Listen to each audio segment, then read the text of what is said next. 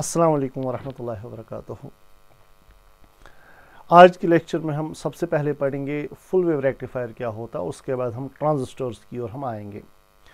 So full wave rectifier is basically a device which converts AC into pulsating DC, but इसकी जो efficiency होती है वो half wave rectifier के मुकाबले में थोड़ी ज़्यादा होती है, थोड़ी ज़्यादा क्या डबल होती है as that of the half wave rectifier. So full wave rectifier जो हमारा है इसका बेसिक सर्किट हम यहाँ पे दिखा रहे हैं, बट फुल वेव रेक्टिफायर में दो टाइप्स हमारे पास आते हैं। एक तो आता है centre tapped full wave rectifier, दूसरा आता है bridge rectifier, right. So centre tapped सबसे पहले मैं आपको पढ़ा रहा हूँ। इसमें सबसे पहले एक ट्रांसफॉर्मर होता है हमारा, उसके बाद दो डायोड्स लगे हुए हैं और लोड रेजिस्टेंस हम यहाँ अटैच कर लेते हैं, जो कि ट्रांसफॉर्मर के सेंटर से टैपिंग हमने की है। कनेक्शन उठाने को टैपिंग कहते हैं। सो ट्रांसफार्मर के सेंटर से हमने टैपिंग की है, इसीलिए इसको कहते हैं centre tapped full wave rectifier. और इस लोड रजिस्टर के अक्रॉस हमें आउटपुट वोल्टेज मिल जाएगा, ठीक है, ओके। अब चूंकि ये AC है, जब इनपुट का पॉजिटिव हाफ साइकिल होगा तो ये वाला डायोड फॉरवर्ड बायस हो गया, because positive is connected to P side, है ना, negative connected to N side, तो ये वाला फॉरवर्ड बायस हो गया, बट साइमल्टेनियसली ये वाला डायोड रिवर्स बायस हो गया। तो ये वाला तो कंडक्ट कर लेगा ऐसे, बट ये वाला कंडक्ट नहीं करेगा। तो अगर ये डायोड है सपोज D1, ये डायोड है D2, during the positive half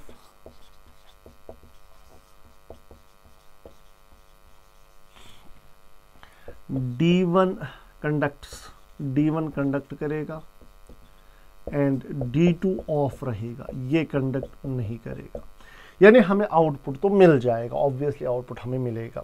और नेगेटिव हाफ में क्या होगा, जब इनपुट का नेगेटिव हाफ आएगा, यानी ये वाला हाफ, समझो ये नेगेटिव हो गया, ये पॉजिटिव हो गया, ये वाला डायोड हो गया रिवर्स बायस अब की बार, लेकिन ये वाला हो गया फॉरवर्ड बायस, यानी इस दौरान भी करंट चलेगी। बट फर्क देखिए क्या होगा, पहली बार करंट की डायरेक्शन ये है, इधर इधर ये वाला कंडक्ट कर रहा है, दूसरी बार करंट की डायरेक्शन यही है, यानी करंट अपनी डायरेक्शन रिवर्स नहीं कर रहा है। फॉरवर्ड बायस के टाइम पे जब ये फॉरवर्ड बायस था करंट ऐसे जा रही थी, जब ये फॉरवर्ड बायस था करंट ऐसे ही, यानी लेफ्ट की ओर जा रही थी। यानी हमें पॉजिटिव हाफ भी मिलेगा, नेगेटिव हाफ भी मिलेगा, लेकिन ये नेगेटिव हाफ ऊपर आया हुआ होगा, बिकॉज करंट रिवर्सल अब की बार इस रजिस्टर में नहीं हुआ है। यानी during negative half, negative half में D1 हो गया रिवर्स बायस, यानी D1 ऑफ हो गया, रिवर्स बायस हो गया, और D2 कंडक्ट करेगा, ये कंडक्ट कर लेगा, राइट। तो अगर आपका इनपुट ये है, समझो ये इनपुट AC है आपका, इट इज इनपुट, तो आउटपुट जो हमारा मिल जाएगा, आउटपुट हमारा ये आएगा। पॉजिटिव हाफ के टाइम पे आउटपुट हमें मिलेगा, नेगेटिव हाफ के टाइम पे भी आउटपुट मिलेगा, लेकिन इसी डायरेक्शन में, डायरेक्शन रिवर्स नहीं हुई होगी, यानी ये नेगेटिव साइकिल्स बस ऊपर चले हुए होंगे। तो देखिए, आपको नहीं लगता कि हमने रेक्टिफिकेशन किया? यस, हमने जो करंट रिवर्स कर रही थी नेगेटिव हाफ में, जो करंट का रिवर्सल हो रहा था, इसमें करंट रिवर्सल नहीं हो रहा है, वो नेगेटिव हाफ भी ऊपर आ गया। तो यहां पर इंपॉर्टेंट पॉइंट देखने को ये हमें मिल रहा है, फुल वेव रेक्टिफायर में ये हाफ साइकिल इतने टाइम में एक साइकिल कंप्लीट हुआ, बट इसका एक साइकिल यहीं तक होगा, है ना, जहां से चीज रिपीट होती है वहां तक एक साइकिल होता है।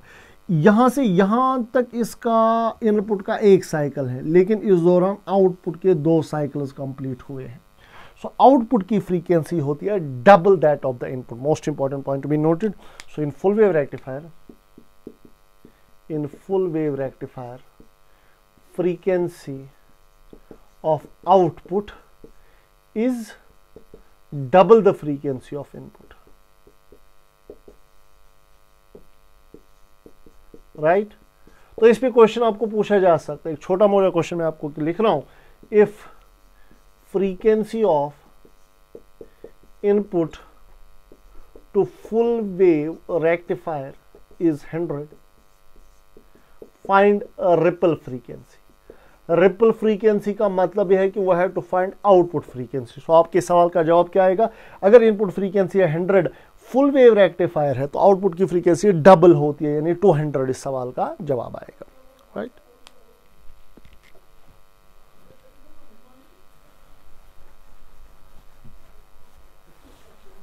अब हम आते हैं कुछ कैलकुलेशंस की, और जैसा कि हमने हाफ वेव रेक्टिफायर में कैलकुलेशंस करी थी, यहाँ पर भी हम उन कैलकुलेशंस की ओर नज़र डालेंगे। फिलहाल ये सर्किट तो मुझे इरेज नहीं करना था, अनफॉर्चुनेटली गलती से हो गया।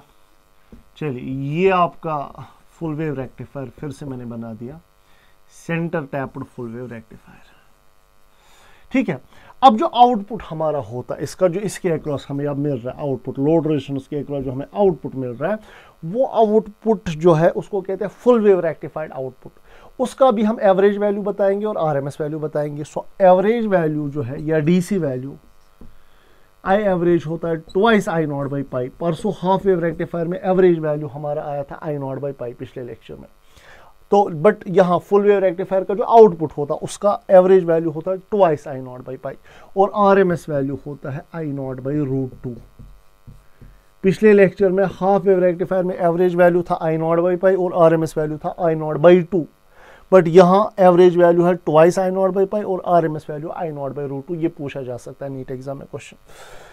अब हम कैलकुलेशंस पे आते हैं। सबसे पहली चीज जो हम पढ़ेंगे that is output DC power,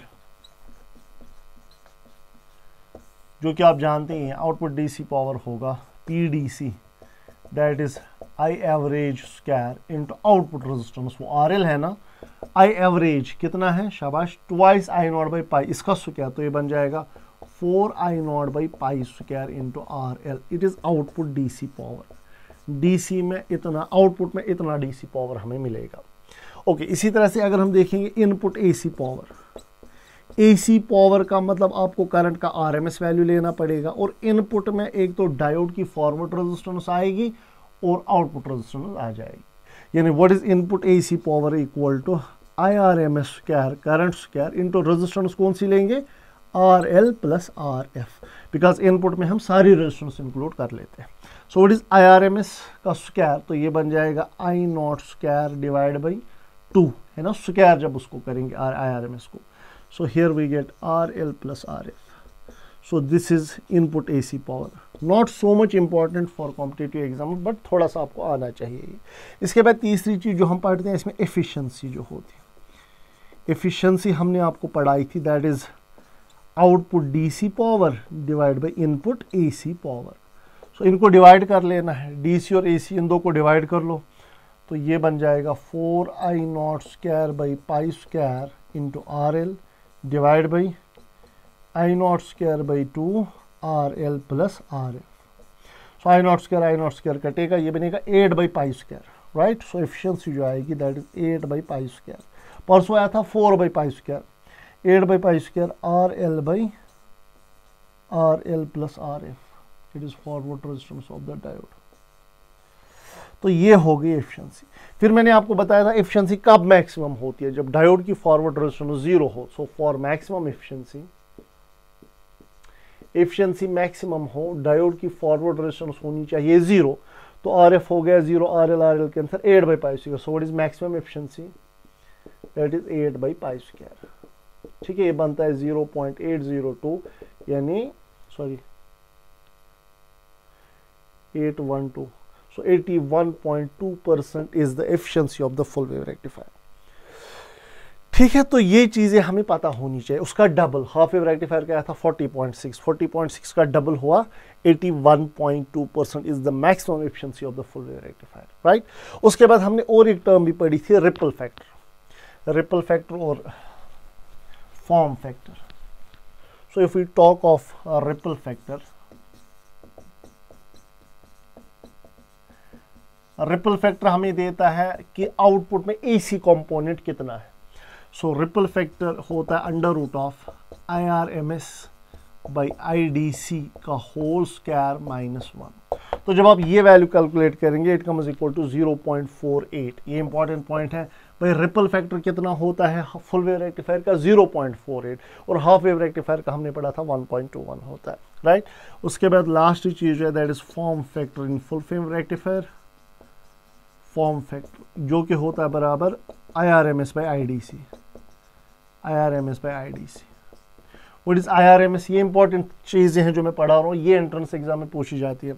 IRMS हमारा है आई नॉट बाई √2 और आई एवरेज है twice I naught by pi, I not गया, ये बना पाई बाई 2√2। ठीक है, हाफ वेव रेक्टिफायर का फॉर्म फैक्टर होता था pi by 2, but full wave rectifier का पाई बाई 2√2। इनको थोड़ा कंपेयर करना हाफ वेव और फुल वेव रेक्टिफायर में। अब देखिए, लेकिन इंपॉर्टेंट और इंटरेस्टिंग पॉइंट यहाँ पे क्या है, एक इंपॉर्टेंट पॉइंट है जिसकी वजह से हमें फिर ब्रिज रेक्टिफायर की ओर मुड़ना पड़ता है। तो क्या इंपॉर्टेंट पॉइंट है, इंटरेस्टिंग पॉइंट क्या है? मैं आपसे कह रहा हूं ये इनपुट है, ये सपोज इनपुट है, राइट। जब ये वाला डायोड है फॉरवर्ड बायस, ये वाला उस टाइम पे रिवर्स बायस होता है। रिवर्स बायस के दौरान इसके अक्रॉस जो पोटेंशियल डिफरेंस होता है वो होता है इतना, ये मान लो वी मैक्स है, ये माइनस वी मैक्स है, सो ट्वाइस वी मैक्स। इसको कहते हैं peak inverse voltage. Most important point be noted, whether it is half wave rectifier और full wave rectifier, maximum voltage across, maximum reverse voltage across the diode को कहा जाता है peak inverse voltage, और वो होता है ट्वाइस वी मैक्स के बराबर। उससे, उस पीक इनवर्स वोल्टेज से इसका ब्रेकडाउन होने का खतरा होता है, जो डायोड रिवर्स बायस हो गया। तो हम नहीं चाहते हैं कि ब्रेकडाउन हो जाए, इसलिए हम ब्रिज रेक्टिफायर की ओर फिर मुड़ जाते हैं। तो पीक इनवर्स वोल्टेज यहां बताएंगे पहले।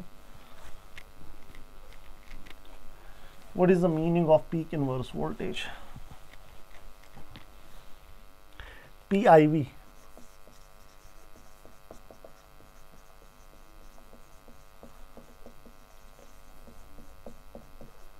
it is maximum reverse bias voltage across reverse biased diode। ठीक है, for half wave rectifier और फुल वेव रेक्टिफायर, लेकिन कौन सा वाला? सेंटर टैप्ड वाला। उसके लिए पीक इनवर्स वोल्टेज होती है PIV, पीक इनवर्स वोल्टेज होती है ट्वाइस वी मैक्स, जो कि बहुत ज़्यादा है। इसलिए हमें क्या करना पड़ता है, हमें और एक फुल वेव रेक्टिफायर पढ़ना पड़ता है जिसको हम कहते हैं ब्रिज रेक्टिफायर। जो ब्रिज रेक्टिफायर जो हमारा है वो बराबर फुल वेव रेक्टिफायर है, सारे पैरामीटर सेम है, एफिशिएंसी वगैरह सारी वही है, सेम टू सेम, बट इसमें 4 डायोड्स लगे हुए होते हैं, राइट।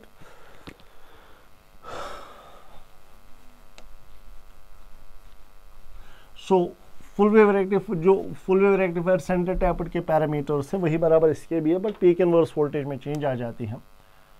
सो ब्रिज रेक्टिफायर हम इसको कहते हैं।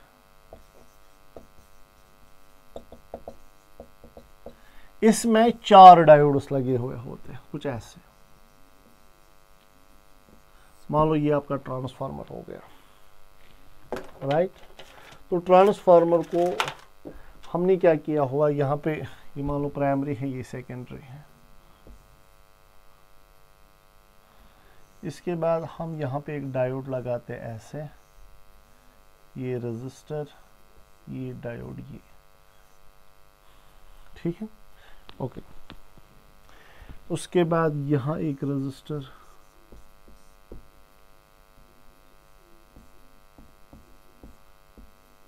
ये हमारा बन जाता है ब्रिज रेक्टिफायर। तो अगर हम देखेंगे, देखिए मान लो ये पॉजिटिव हाफ है, ये नेगेटिव हाफ है। पॉजिटिव हाफ के दौरान ये वाला फॉरवर्ड बायस हो गया और ये भी फॉरवर्ड बायस होगा, यानी करंट ऐसे चलेगी ड्यूरिंग द पॉजिटिव हाफ, ठीक है, ओके। तो एट ए टाइम कितने डायोड्स फॉरवर्ड बायस है? 2, और at a time 2 diodes reverse bias है, ये दोनों रिवर्स बायस है। अगर आप देखेंगे negative is connected to P side, negative is connected to P side. So ये दोनों डायोड जो है जो साइमल्टेनियसली 2 डायोड्स फॉरवर्ड बायस है, 2 डायोड्स रिवर्स बायस है, ठीक है। तो मैं यहाँ पे लिखूंगा 2 diodes forward bias and 2 diodes reverse बायस, ठीक है। 2 फॉरवर्ड होते, 2 रिवर्स, जिसकी वजह से क्या होता है, अब जो 2 वाले रिवर्स, अब देखिए ये मान लो नेगेटिव है, ये पॉजिटिव है, जो नेक्स्ट हाफ साइकिल होगा, पहले हाफ में ये पॉजिटिव ये नेगेटिव, नेक्स्ट हाफ में ये नेगेटिव ये पॉजिटिव। जब ये नेगेटिव बन जाएगा, ये नेगेटिव, तो ये वाला डायोड फॉरवर्ड बायस हो जाएगा और ये वाला डायोड, ये 2 फॉरवर्ड बायस हो जाएंगे और ये 2 रिवर्स बायस हो जाएंगे। सो साइमल्टेनियसली 2 डायोड्स फॉरवर्ड बायस होते हैं और 2 डायोड्स रिवर्स बायस होते हैं। अगर D1 D2 है, मान लो पहले वाले पॉजिटिव हाफ में फॉरवर्ड बायस, तो नेक्स्ट हाफ में ये 2 डायोड्स रिवर्स बायस हो जाएंगे, और जो रिवर्स बायस्ड थे वो फॉरवर्ड बायस हो जाएंगे, राइट। तो पीक इनवर्स वोल्टेज इसलिए डिवाइड होगी बिकॉज दो diodes at a time reverse bias है, तो पीक इनवर्स वोल्टेज दो डायोड्स में डिवाइड हो जाएगी. So what is peak inverse voltage here, that is equal to V max.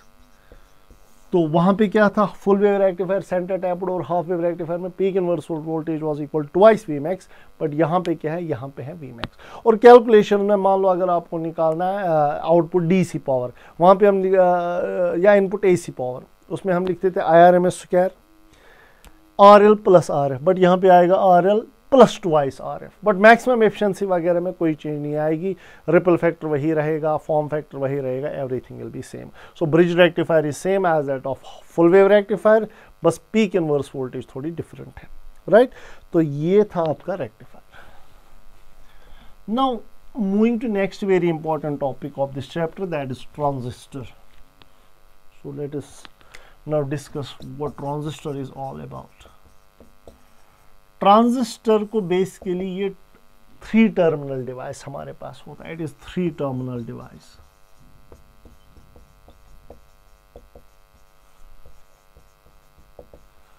Transistor बनता कैसे, जब हम मान लो हमारे पास 2 पी टाइप सेमीकंडक्टर्स हैं, हम उनके बीच में जोड़ देते एक एन टाइप सेमीकंडक्टर, इसको हम ट्रांजिस्टर कहते हैं.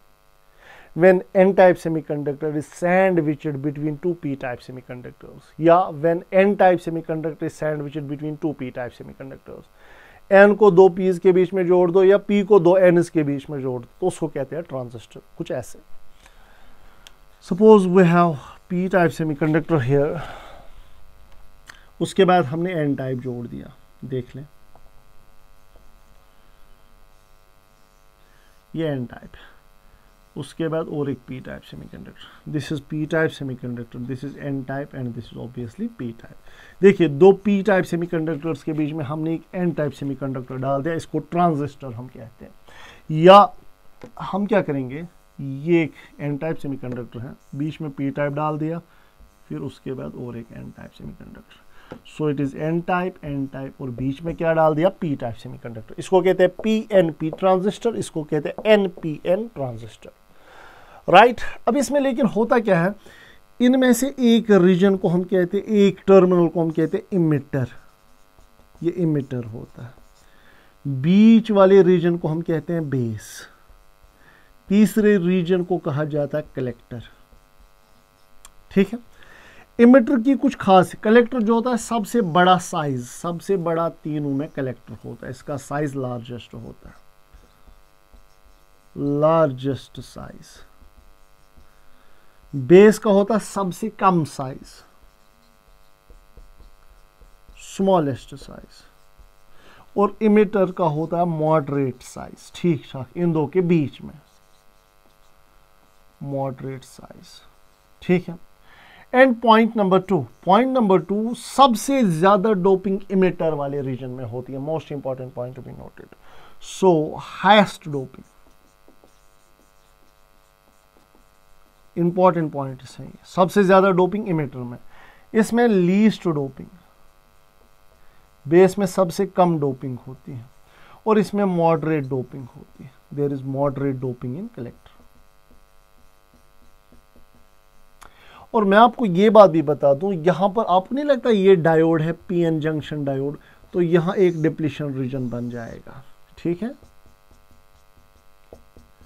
और इधर भी डिप्लीशन रीजन बन जाएगा, 2 डिप्लीशन रीजन बनेंगे. ठीक है. तो ये पॉजिटिव, ये नेगेटिव. सो डायोड में कितने डिप्लीशन रीजन होते हैं, 2 होते हैं. एक तो ये वाला डिप्लीशन रीजन और ये वाला डिप्लीशन रीजन हो गया.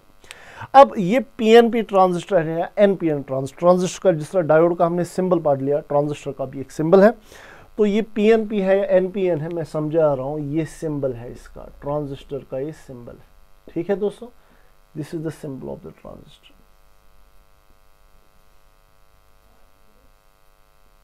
ये 3 टर्मिनल्स हैं, इमिटर, बेस और कलेक्टर. जिसके ऊपर एरो हो वो इमिटर होता है. मान लो इसके ऊपर एरो है इधर, ये इमिटर है. ये वाली हो गई बेस, तीसरा ऑब्वियसली कलेक्टर हो गया. इधर मान लो एरो इस पे, तो ये है इमिटर, ये है बेस, ये है कलेक्टर. अगर एरो बाहर की ओर हो, इसको कहते हैं एनपीएन ट्रांजिस्टर, ये याद रखना. If the arrow is outside, बाहर की ओर. अगर एरो अंदर की ओर हो, इसको कहते हैं पीएनपी ट्रांजिस्टर. ठीक है, तो एरो बाहर है या अंदर है वो डिसाइड करेगा कि whether it is PNP transistor और whether it is NPN transistor. और अब शॉर्टकट हम याद रखने के लिए हम कहते हैं PNP pointing in, not pointing in, NPN not pointing in. इसका ये मतलब नहीं है, शॉर्टकट में आपको समझा रहा हूँ याद रखने के लिए, NPN not pointing in, PNP pointing in. तो एरो अंदर तो पीएनपी, एरो बाहर तो एनपीएन। इसके बाद हम डायोड की बायसिंग की बात करेंगे।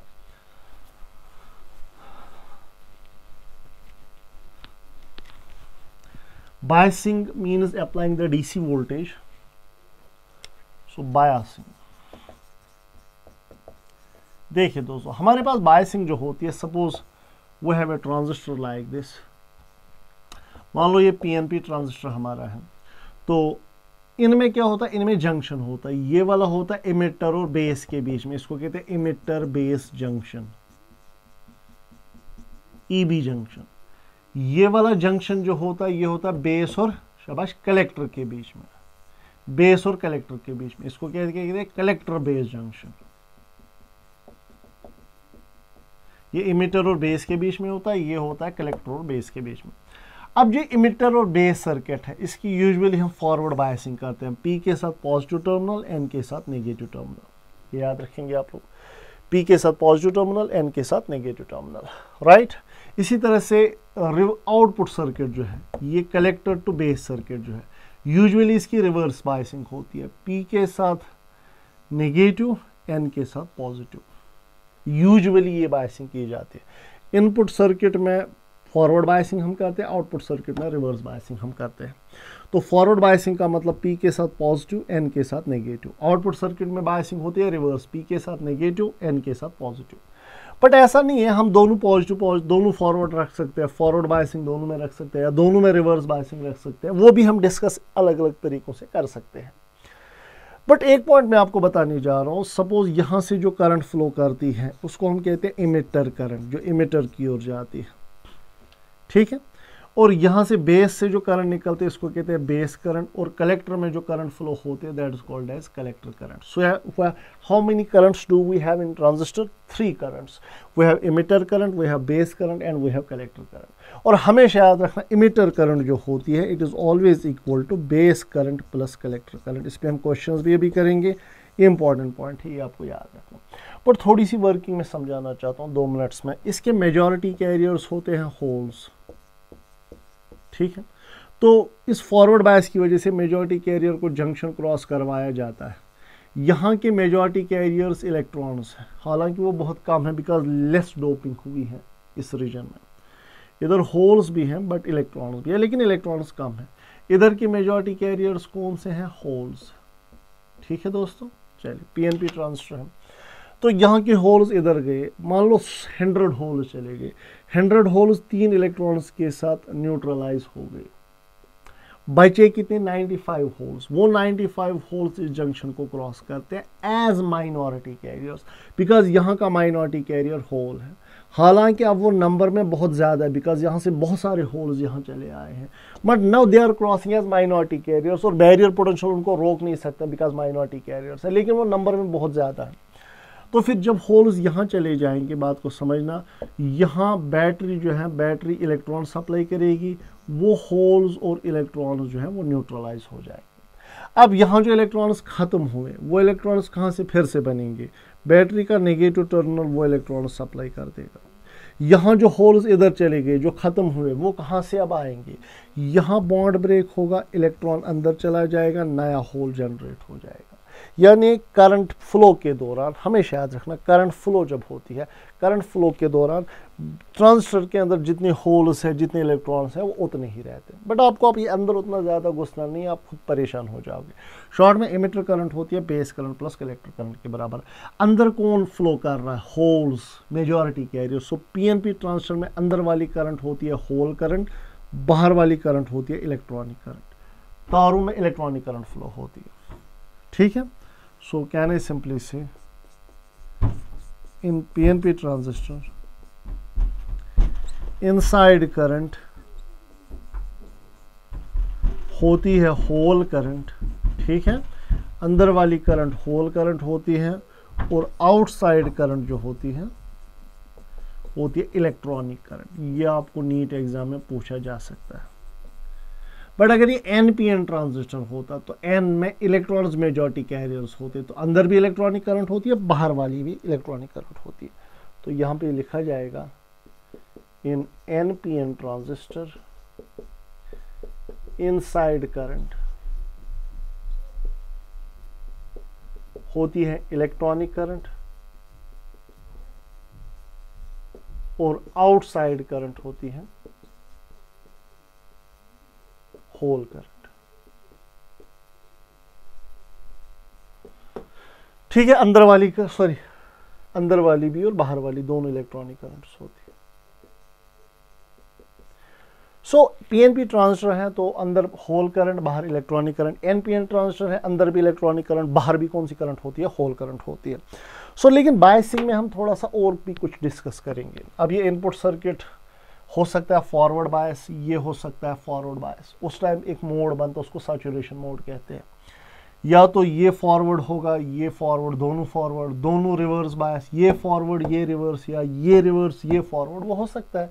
अब समझो ये इनपुट सर्किट है, ये आउटपुट सर्किट है, राइट। तो इस बायसिंग में और भी कुछ नीट एग्जाम में पूछा जा सकता है आपको, जो मैं यहाँ पे डिस्कस कर रहा हूँ।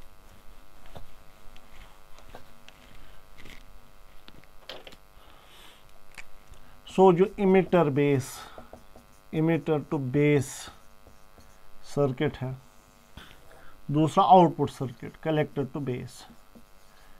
टू बेस, ठीक है। इसको हम कहते हैं इनपुट सर्किट, इसको कहते हैं आउटपुट सर्किट, ठीक है। और यहां से मैं लिखूंगा मोड ऑफ ऑपरेशन कौन सा बनेगा। ये इंटरेस्टिंग और इंपॉर्टेंट चीज है जो मैं लिखवा रहा हूं। अगर ये बात याद रखना, अगर इनपुट में भी फॉरवर्ड बायसिंग है, आउटपुट में भी फॉरवर्ड बायस, इनपुट सर्किट भी फॉरवर्ड बायस्ड है, आउटपुट सर्किट भी फॉरवर्ड बायस्ड है, तो उस टाइम पे हम कहते हैं ये सैचुरेशन मोड में काम करता है। Transistor is working in saturation mode, right. और उस टाइम पे ये एक्ट करता है on switch, because transistor can be used as switch also, ये हम डिस्कस करेंगे आगे। सो अब अगर दोनों रिवर्स बायस होंगे, मान लो इनपुट भी रिवर्स बायस है और आउटपुट भी रिवर्स बायस है, उस टाइम पे ये एक्ट करता है कट ऑफ मोड में।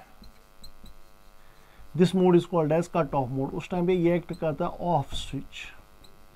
मतलब ये नीट एग्जाम में पूछा जा सकता है, अगर इनपुट में अभी फॉरवर्ड बायसिंग है, आउटपुट में अभी फॉरवर्ड बायसिंग है, कौन सा मोड है, सैचुरेशन मोड। अगर इनपुट में भी रिवर्स बायसिंग है, आउटपुट में भी रिवर्स बायसिंग है, कौन सा mode, cut off mode. But जो ज़्यादातर हम यूज़ कर सकते हैं, इनपुट में हम फॉरवर्ड बायस रखते हैं और आउटपुट में रिवर्स बायस रखते हैं, उसको कहते हैं active mode of the transistor. Transistor is working in active mode, right. Active mode में ये एक्ट करता है amplifier, it acts as an amplifier. हम पढ़ेंगे आगे ट्रांजिस्टर एज एन एम्पलीफायर भी, ठीक है। और अगर इनपुट होगा रिवर्स बायस और आउटपुट होगा फॉरवर्ड बायस, तो उस टाइम पे हम कहते हैं इसको रिवर्स एक्टिव मोड। उस टाइम पे ये किसी कुछ खास काम का नहीं होता है, बट ये जो हम तीन ही मोड्स में यूज करते हैं। अब देख लीजिए हमारे पास क्या, अगर इनपुट में भी फॉरवर्ड बायसिंग, आउटपुट में भी फॉरवर्ड बायसिंग, तो saturation mode, reverse bias, cut off mode, forward bias, reverse bias, active mode, reverse bias, forward bias, reverse active mode. So these are the modes of the operation. तो कुछ questions, basic questions पे हम चलेंगे।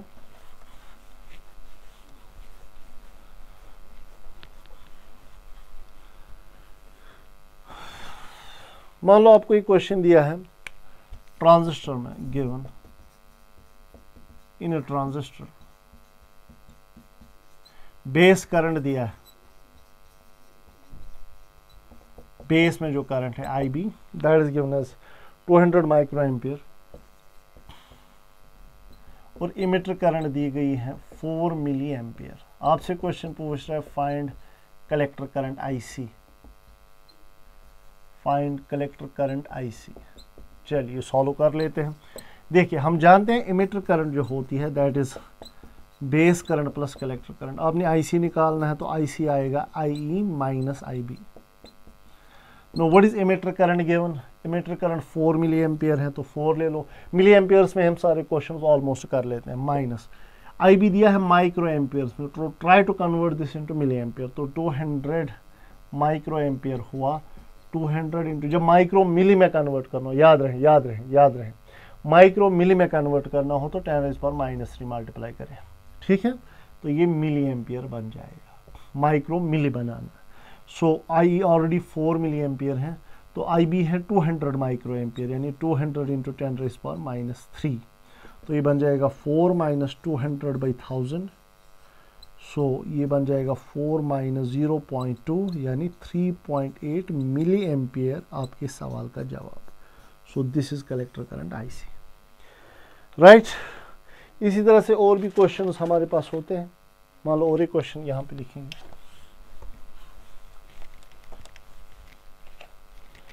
सो let us suppose in एक transistor में IE दिया है, emitter current दिया है 1.02 IC एंड IE दिया हुआ है 8 मिली एम्पियर। हमसे क्वेश्चन पूछ रहा है फाइंड IC एंड IB। चलिए क्वेश्चन सॉल्व कर लेते हैं। तो पहले ही पार्ट में देखिए IE ये दिया है, IE का वैल्यू ज़रा डाल दें, हमें IC डायरेक्टली मिल जाएगा। हमें पता है IE कितना दिया है 1.02 IC। IE दिया है लेकिन emitter current 8 milli ampere, so that is 1.02 IC। तो IC का वैल्यू क्या आएगा, 8/1.02 आएगी कलेक्टर करंट हमारी। तो IC का वैल्यू जो हमारा आएगा ये आप निकाल सकते हैं जब आप ये रेशो वगैरह करेंगे, IC का कुछ वैल्यू आएगा। उसके बाद आप क्या निकालना, IB। ना IB कैसे निकालेंगे, हमें पता है I होता है IC + IB के बराबर। नाउ IE भी आप जानते हैं 8 मिली एम्पियर, IC निकला होगा तो वहां से IB आप निकाल सकते हैं, राइट। चलिए इसके बाद हमारे पास हम ट्रांजिस्टर की कॉन्फ़िगरेशंस की बात करते हैं। ट्रांजिस्टर को हम यूज कर सकते हैं as common base configuration and common emitter configuration. So we have configurations of the transistor.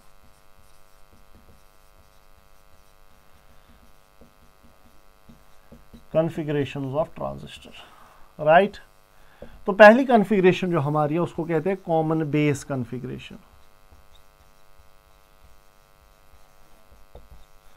Common base configuration में बेस होती है कॉमन, यानी इनपुट सर्किट में भी बेस पाई जाती है, आउटपुट सर्किट में भी बेस पाई जाती है। So base is common to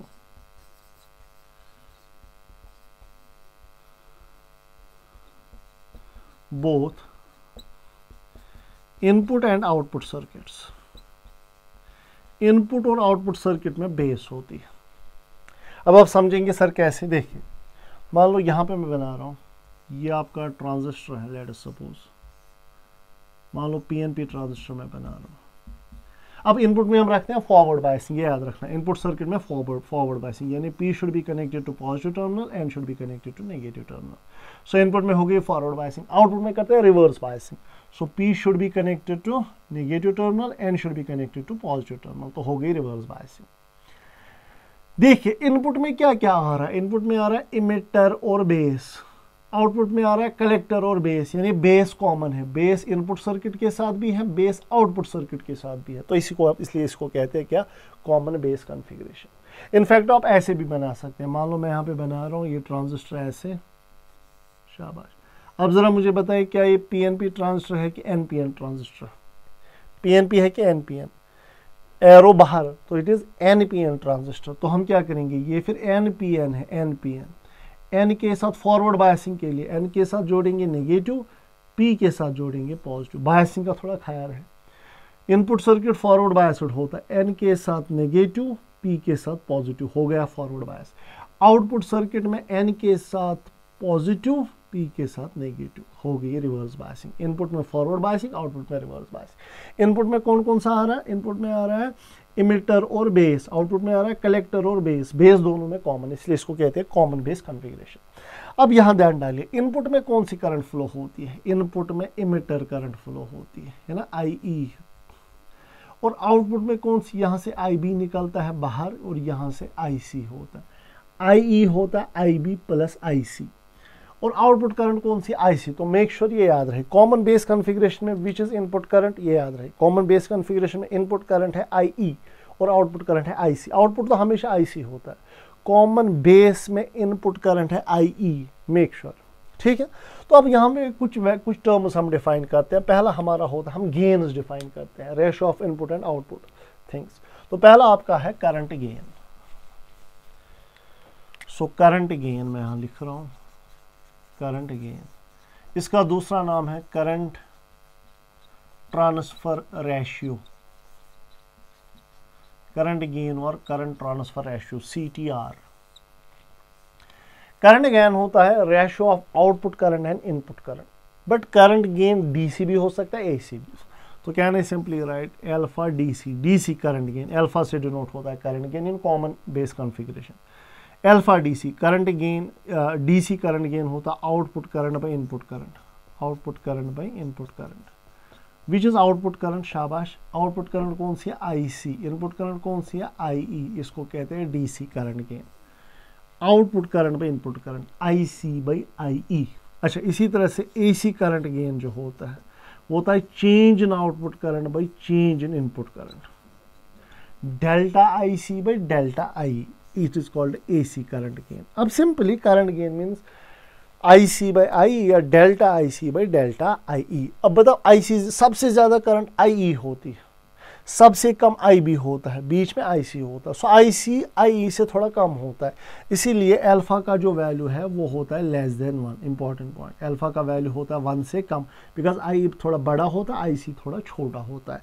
alpha का वैल्यू अगर हम देखेंगे कुछ इस फॉर्म में होता है 0.95, 0.96, 0.98, 97, इसी के आसपास 0.9 में होता है। So this is current gain, first important parameter to be noted.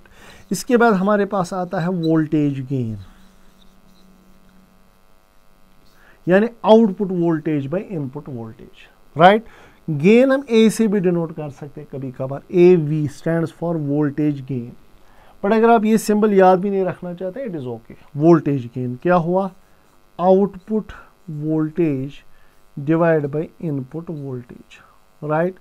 Output voltage होता I इंटू R, आउटपुट में कौन सी करंट है IC, और मान लो आउटपुट रेजिस्टेंस है RO, सो आउटपुट वोल्टेज होगा IC into RO divide by input voltage होगा IE into RI, IE emitter current into input resistance. Output circuit की resistance है RO, इनपुट सर्किट की resistance है RI।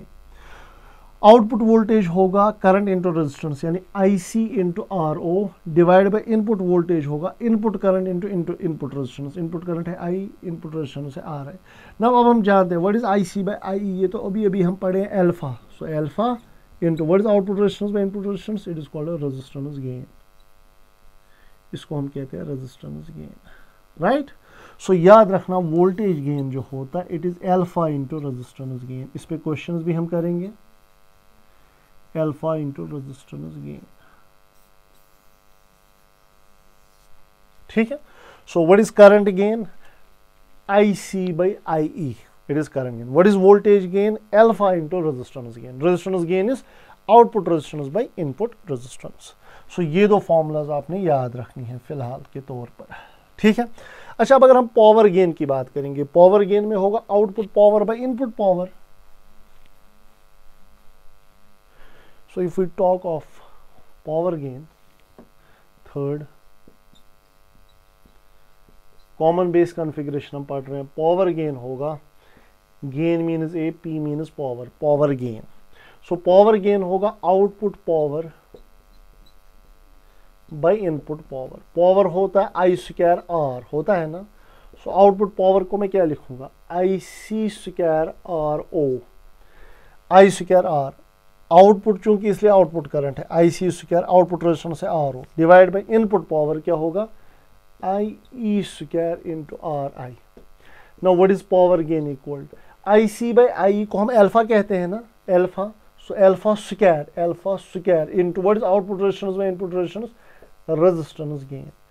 अब आपको ये सारा नहीं याद करना, ये 3 पॉइंट्स आपको याद करने, ये और ये, खेल खत्म।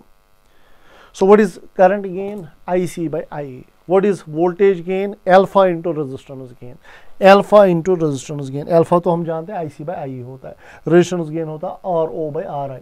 What is power gain? Alpha square into resistance gain. Alpha square into resistance gain. So these are the various gains in common base configuration. और last एक important parameter मैं आपको बताने जा रहा हूँ. इसमें जो कलेक्टर करंट होती है IC, उसकी एक general formula for IC. Collector current जो होती है IC वो था बराबर alpha times IE plus ICBO. ये आप याद रखेंगे ये formula. IC collector current, IE emitter current, alpha current gain, ICBO अब है. देखिए ये वाला जंक्शन में रिवर्स बाइसिंग होती है ना, आउटपुट सर्किट में हमने रिवर्स बाइसिंग रखा है. यहाँ से माइनॉरिटी कैरियर करंट भी होती है. माइनॉरिटी कैरियर्स भी अपने वाले माइनॉरिटी कैरियर्स मूव कर रहे होंगे. देखिए एज चूंकि यहाँ से होल्स यानी मेजॉरिटी कैरियर्स यहाँ चले आए, फिर वो क्रॉस कर रहे जंक्शन को एज माइनॉरिटी कैरियर्स. बट इसके भी अपने माइनॉरिटी कैरियर्स है ना कुछ, तो उनकी भी वजह से करंट, उसको लीकेज करंट कहते हैं. शॉर्ट में ICBO कहलाता है, लीकेज करंट.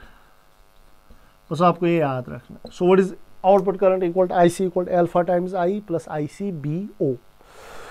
चलिए क्वेश्चंस पे आते हैं. छोटे मोटे क्वेश्चंस हमारे पास नीट एग्जाम में पूछे जाते हैं, ट्रांजिस्टर पे पूछे जाते हैं क्वेश्चंस. इन ट्रांजिस्टर, एक ट्रांजिस्टर हमें दिया गया है, कैलकुलेट IC एंड IB. एक तो IC कैलकुलेट करना और बेस करंट. अभी दो करंट्स, इससे पहले वाले क्वेश्चन में हमें एक ही ढूंढनी होती थी, दो दी हुई होती थी. सो IC भी निकालना है, IB भी निकालना है. अल्फा दिया है अभी 0.99 यानी करंट गेन दिया है. ICBO भी दिया गया है, that is given as 10 micro ampere. और IE दिया गया है 8 मिली एम्पियर.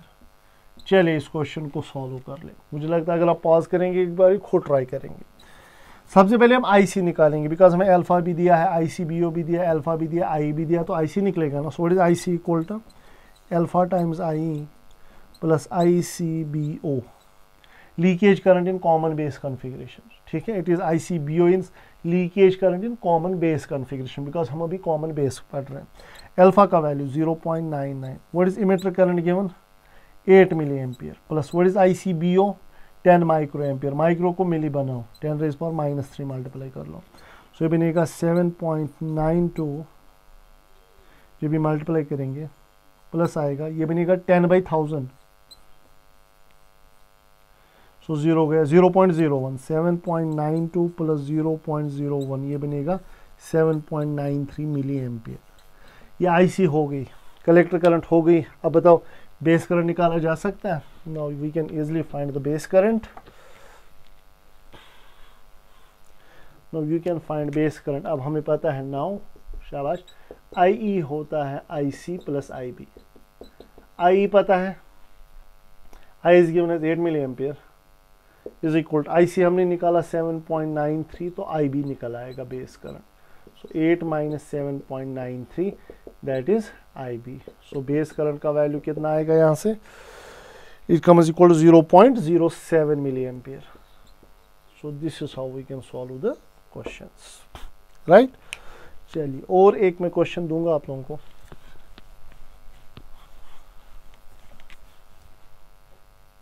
देखिए दोस्तों, क्वेश्चन है अल्फा का वैल्यू हमें दिया गया है 0.98. ICBO दिया गया है 0. इमिटर करंट दी गई है IE 10 मिली एम्पियर. और आपसे क्वेश्चन पूछ रहा है फाइंड IC एंड IB. बराबर फिर से वही क्वेश्चन है. मुझे नहीं लगता मुझे दिखाने की ज़रूरत है, आप तो ये खुद सॉल्व कर सकते हैं ना. सो IC किसके बराबर होता है, alpha times IE plus ICBO. ICBO 0 दिया गया है. अगर क्वेश्चन में इसका जिक्र ना हो, 0 ना दिया हो तो 0 लेंगे. अगर इसका जिक्र ही नहीं किया गया हो तो इसको 0 लेंगे. So it is collector current equal alpha कितना है 0.98 मल्टीप्लाइड बाय I कितना है 10, तो ये बन जाएगा 9.8 मिली एम्पियर. अब IC हो गया. No we can easily find IB, क्योंकि हम जानते हैं I होता है IC प्लस IB. अब दो करंट्स आपको पता है, IE भी पता है, IC भी पता है, और IB यहाँ से निकलेगा, राइट. तो अब हम पढ़ेंगे नेक्स्ट कॉन्फ़िगरेशन, जिसको हम कहते हैं कॉमन इमिटर कॉन्फ़िगरेशन, जो कि बड़ी इंटरेस्टिंग और इम्पॉर्टेंट है। थोड़ा सा मैं उसको बताऊंगा, उसी के साथ हम आज का लेक्चर वाइंड अप करेंगे। So we have common emitter configuration. Common emitter configuration में कॉमन क्या होगा? इमिटर होगा। Emitter is common to both input and output circuits, यानी इमिटर भी कॉमन होगा। अगर मैं सर्किट डायग्राम दिखाऊंगा, मैं ऐसे दिखा सकता। आपकी बात ट्रांजिस्टर को थोड़ा उल्टा लटकाना है, ठीक है। Let us suppose it is NPN transistor, हमने एनपीएन रखा, तो इनपुट को हम ये रखेंगे, पी के साथ पॉजिटिव, एन के साथ नेगेटिव। ये भी इनपुट सर्किट हो गया। इसमें अगर मान लो सपोज ये इमिटर है, ये बेस है, ये कलेक्टर है, ये इमिटर, ये बेस, ये कलेक्टर। इनपुट में बेस और इमिटर आ रहा है, राइट। और आउटपुट सर्किट में देखिए, चूंकि आउटपुट हमें रिवर्स बायस रखना है, एन के साथ क्या जोड़ेंगे? पॉजिटिव, ठीक है। तो ये हो गया। इनपुट सर्किट में आता है बेस और इमिटर, आउटपुट सर्किट में आता है कलेक्टर और इमिटर। सो इमिटर दोनों में आ रहा है, इसको कहते हैं common emitter configuration. In short, अब हम यहाँ पे देखिए, मैं रिपीट कर रहा हूँ फिर से, ये इनपुट सर्किट हो गया बेस और इमिटर जिसमें आ रहा है, आउटपुट सर्किट में आ रहा है कलेक्टर और इमिटर, यानी इमिटर दोनों में आ रहा है।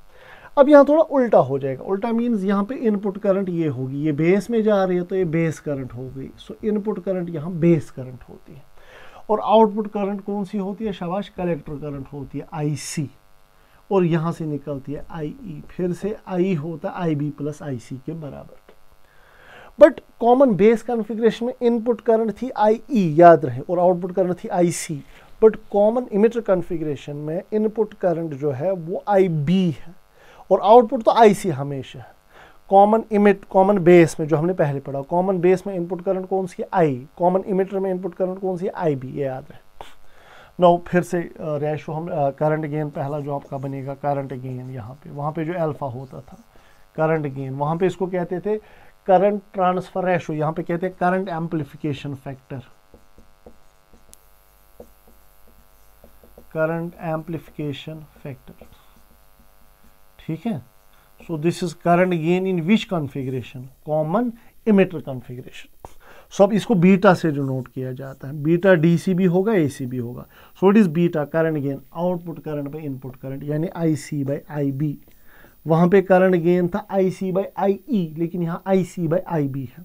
और अगर आप एसी करंट गेन देखना चाहेंगे, वो किसके बराबर आएगा? Delta, change in output current by change in input current.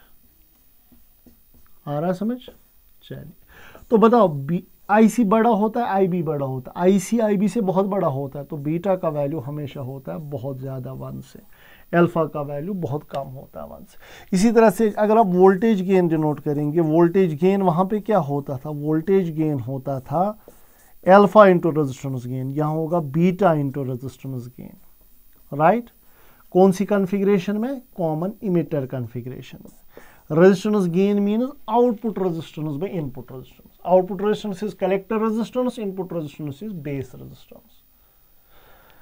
Right? और पावर गेन जो हम पढ़ेंगे तीसरा, पावर गेन वो होगा किसके बराबर? शाबाश, that will be beta square into resistance gain, जैसे वहां पे होता था beta into resistance, sorry alpha square into resistance gain.